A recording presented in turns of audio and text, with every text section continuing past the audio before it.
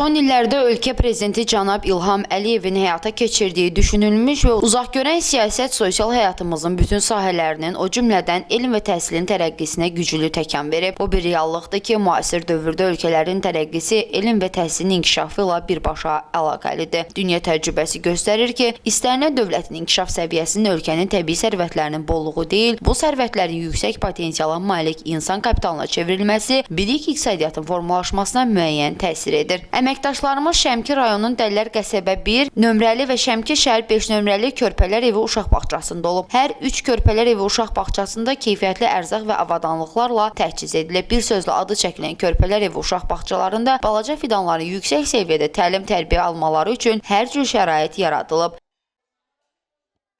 Bağçamız 3 qruplu 55 yerlikdir. Hal-hazırda sistem üzrə 53 uşağımız var. Gündəlikdə 46, 47, 48 belə uşağımız olur. Bizə çox minnətdarlığımızı bildiririk. Bağçanın kollektivi adından, valideynlərimiz adından, körpələrimiz adından çox minnətdarıq ki, yəni hər bir şeylə təmin edirlər, inventarla, ərzaqla.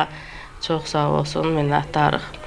Bağçamız 75 yerdən 4 qrupdan ibarətdir. Bir kiçik, bir orta, 2 böyük qrup fəaliyyət göstərir. Bağçamızda uşaqların təlim-tərbiyəsi üçün hər bir şərait yaradılmışdır.